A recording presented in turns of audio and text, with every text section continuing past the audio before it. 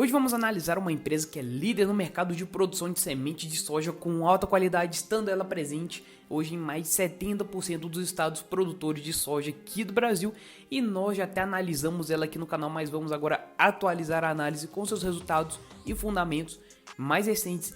Então, claro, nesse vídeo vamos analisar a empresa Boa Safra. Se você está em dúvida se vale a pena investir nela ou não, esse vídeo pode te ajudar. Lembrando que essa é minha análise de fundamentos e não é uma recomendação de compra ou venda de ativos, e não importa dia, horário ou quando você está vendo esse vídeo.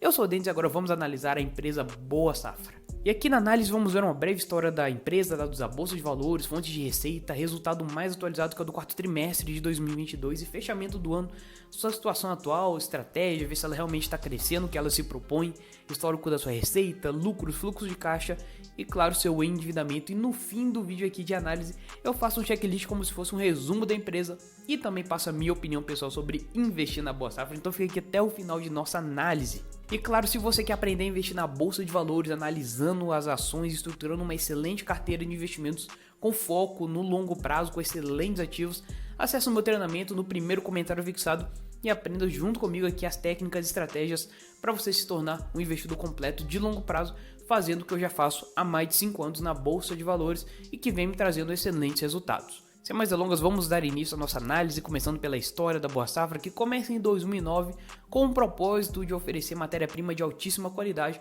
para os produtores rurais aqui do país. Em 2013, eles iniciaram seu primeiro armazém de câmara fria. 5 anos depois, eles fizeram um lançamento de um laboratório de sementes, até que ela veio assim expandindo suas operações, suas atividades, até se tornar líder aqui no país na parte de produção de sementes de soja, estando presente em mais de 500 pontos de venda no território nacional e claro, como eu já falei anteriormente, com 70% dos estados de produtores de soja tendo a Boa Safra. Em 2021, a Boa Safra fez seu IPO na Bolsa de Valores sob o segmento do novo mercado, que é o nível mais alto de governança, e hoje a Boa Safra é controlada por 2 pessoas especificamente. Tem a Camila Stephanie Colpo com 30% das ações ordinárias e tem o Marino Stephanie Colpo com também 30% das ações ordinárias, e subsidiariamente, já não como controladores, tem a X Investimentos com 7,88% das ações e a Trusts Investimentos com 4,8% das ações, permanecendo 26,9% das ações em free float, ou seja, em livre circulação no mercado. Agora vamos aos dados da Bolsa de Valores. O nome da empresa é Boa Safra Sementes, código de negociação Soja 3, fundação 2009, setor de atuação consumo cíclico, segmento agricultura, segmento de listagem, como eu já disse, novo mercado, free float 26,90%, 100% de tag along, e o valor atual de mercado dela é de 1,3 bilhões. E a Boa Safra ganha dinheiro com gerenciamento na produção de sementes. Então, ao invés dela colher sementes para plantar a Boa Safra, ela tem alguns contratos com alguns produtores parceiros, onde ela estrutura os plantios das sementes, depois ela vai lá, colhe as sementes e ela faz um beneficiamento, né? Tem todo um processo, ela agrega valor realmente para esse produto, ela faz o armazenamento e depois vende aos grandes players, aos grandes produtores aqui do Brasil. É basicamente um varejo de sementes, então não tem sim, muito segredo em relação às suas atividades. Um detalhe é só que ela é muito mais uma empresa de volume do que uma empresa de margens. Então ela vai ganhando volume já com margens mais apertadas, mas isso é um modelo de negócios dela, não tem problema nenhum. Um outro ponto muito importante que a Boa Safra geralmente traz em seus resultados é a sazonalidade das operações das sementes.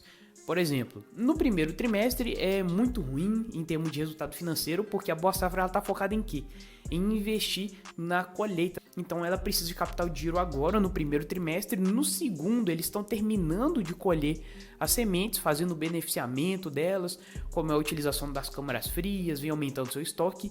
E aí quando chega no terceiro trimestre é que tem um volume de faturamento muito maior, maior geração de caixa operacional. E quando chega aí no quarto trimestre também tem um forte faturamento, forte geração de receita, e aí eles já terminam o plantio para iniciar uma outra colheita também no próximo primeiro trimestre, que é muito interessante. Então aqui a gente pode ver que é uma empresa que tem que ser analisada de maneira anual, igual a gente está pegando aqui, até mesmo por essa sazonalidade.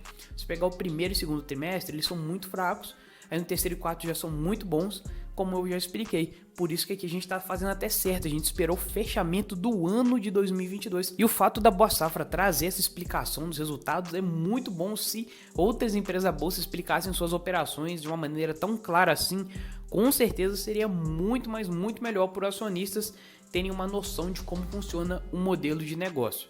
E nos investimentos aqui já podemos ver que a Boa Safra fez um investimento na Best Way Seeds, que muda um pouco a atuação, né? Sai da soja, vai um pouco mais para o milho, e aí eles ganharam 1,3 pontos percentuais também no market share, que é muito bom, a empresa realmente vem expandindo.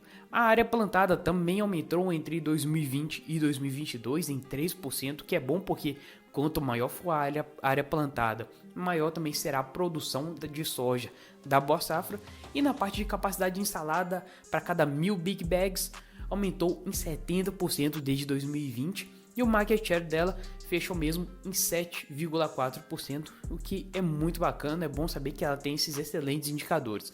E a Boa Safra ela consegue agregar valor para suas sementes através do TSI, que é um tratamento de sementes industriais, e com base na parte de biotecnologia, que também ambos aumentaram, né, de 2020 para 2022. Aí o produto dela se torna um produto com maior valor agregado, ela consegue até vender ele um pouco mais caro, isso ajuda na margem, e aí toda a cadeia financeira aumenta um pouco mais.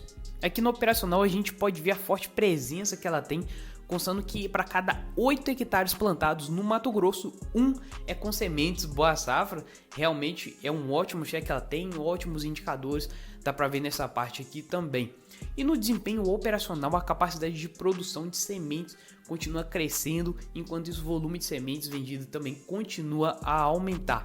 E o market share dela, já tínhamos visto aqui, temos a área plantada por estado que o Boa Safra tem e segue também aumentando a cada trimestre que passa. E aqui já chegamos na parte que eu já expliquei sobre a sazonalidade da Boa Safra, e para quem não entende, acha que ela vai muito mal em alguns trimestres, nos outros ela vai bem, mas isso nada mais é do que o próprio modelo de negócios que ela trabalha, que inclusive, né, eu expliquei ali na parte de fonte de receita. Aqui saiu o fechamento de 2022, mas você pode até esperar que no primeiro trimestre de 2023, em termos financeiros, vai ser muito baixo, porque, claro, ela está no período ainda de colheita, não vai estar no período de ganhar grana, que seria lá para o terceiro ou quarto trimestre. Mas o legal é que eles também passam aqui a carteira de pedidos do ano para ter uma certa previsão mais à frente, né? Como é que vai fechar o terceiro e o quarto trimestre. Certamente quando sair o primeiro já tem essa carteira aí de previsibilidade para os próximos trimestres. O resultado financeiro ajudou o lucro líquido também do fechamento de 2022, já que o Boa Safra finalizou em 5,5 bi de resultado financeiro positivo. E falando em lucro líquido, em 2022 ela fechou em 175 milhões de lucro líquido frente a 128 milhões em 2021, um crescimento aí de 37% de um ano para o outro. Já na parte de endividamento, a Boa Safra estruturou um fiagro para melhorar a estruturação de suas dívidas, aí o endividamento da controladora vai para esse fiagro. Mas ainda assim ela permanece com um fundo onde a Boa Safra continua com as obrigações dos passivos do fundo, então ela continua do mesmo jeito, só que melhora a gestão da dívida no curto prazo. A empresa vai continuando com os projetos de expansão, com os investimentos dela, seguindo bem a linha de negócio de expansão que ela se propõe, e o crescimento dela também tem que suportar, né? Ela tem que suportar esse crescimento aí mais abrupto que ela está se propondo. Temos aqui agora um breve histórico de resultados que fechou em 2022, então vamos começar pela receita líquida da Boa Safra, que continua bem crescente, acompanhando bem a expansão de projetos da companhia, fechando 2022 com 1,7 bi de receita líquida. O lucro líquido também segue a mesma linha da receita, batendo seu recorde em 2022, como a gente já falou no release, 175 milhões de lucro líquido, que é muito bom frente aos anos anteriores. E o caixa operacional fechou 2021 bem baixo, com 90 milhões negativos, mas pelo que deu para eu ver na parte da B3, o resultado de IFRS, tem uma parte dos estoques que foram reajustados de acordo com os valores das commodities, por isso que deu esse descasamento no período, mas de resto continua muito bem, já fechou 2022 com um caixa operacional bem legal. O CAPEX da Boa Safra continua assim bem alto e crescente no histórico dela também, para aumentar a capacidade de produção, sustentar o crescimento, igual eu falei, mais agressivo, né, teoricamente, da empresa. É totalmente necessário que ela tenha que desprender uma maior parte do caixa, né, um CAPEX muito maior, para acompanhar esse crescimento, o negócio ela não extrapolar o limite da razoabilidade, que aí está excelente. Em relação ao seu endividamento, ele continua aí crescente, ainda mais com esses projetos de expansão que a empresa tá fazendo. Tem que ficar de olho nesse fiagro aí que eles estruturaram, mas a priori ela tá bem tranquila, nível de alavancagem tá zerado. Um detalhe aqui, 85% da dívida tá em pré-fixado e 14% em pré mais Selic. A Boa Safra vai ter que ficar de olho mesmo na parte de dívida de curto prazo, porque ela precisa amortizar 93 milhões de dívidas esse ano aí, mas ela dá conta tranquilo se ela continuar com a boa gestão. E antes da gente ir pro checklist final, eu vou deixar minha opinião sobre investir na Boa Safra. Se você gosta de acompanhar essa análise de ações que eu sempre trago aqui no canal, deixe o seu like, se inscreve nele, porque assim você me ajuda muito e ainda não perde nenhuma análise de empresa da bolsa que eu sempre trago aqui no canal. E o primeiro ponto do checklist que a gente olha é a governança corporativa, e a Boa Safra é do novo mercado, o nível mais alto de governança, tem um bom free float, 100% tag along, claro, tem algumas relações familiares aí na diretoria, mas até então nada que tenha gerado problemas internos da companhia. Entre 2020 e 2021, a remuneração dos executivos deu um salto, mas a Boa Safra fez seu IPO em 2021, então é totalmente compreensível, porque quando a empresa faz seu IPO, ela aumenta as opções de compra dos executivos.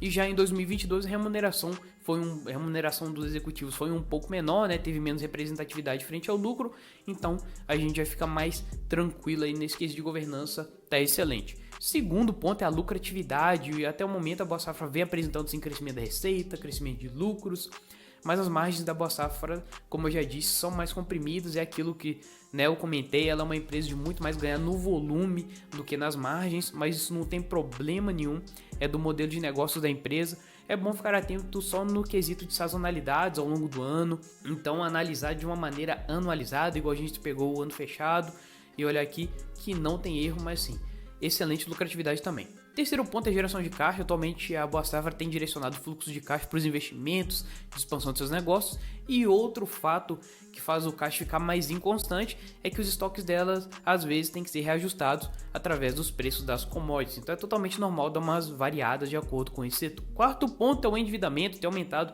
seu endividamento por causa dos investimentos que tem feito, sendo a maior parte deles de curto prazo.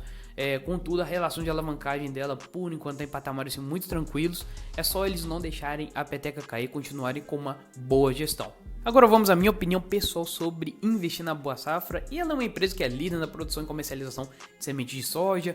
Continuo com a mesma opinião da nossa análise anterior de ser uma empresa bem interessante, né? Desde o IPO ela mostrou bons resultados, crescimentos expressivos, vem entregando o que propõe mesmo. É uma empresa com pouco tempo de bolsa, mas vem mostrando que está focada em expandir, investindo agressivamente em crescimentos. E como eu disse, vem entregando realmente isso aí.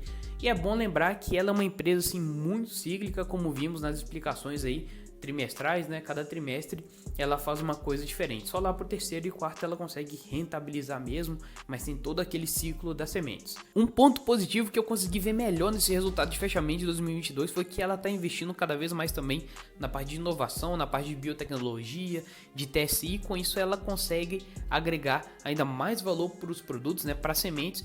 Isso deixa ela mais à frente das demais empresas desse segmento e suas concorrentes. E a última pontuação que eu acho bem legal é que a Boa Safra tem uma estratégia de negócios onde mantém uma menor quantidade de ativos, então ela tem somente o que é necessário para o seu operacional, ou seja, é uma empresa que trabalha de maneira mais enxuta e traz mais eficiência para as operações dela.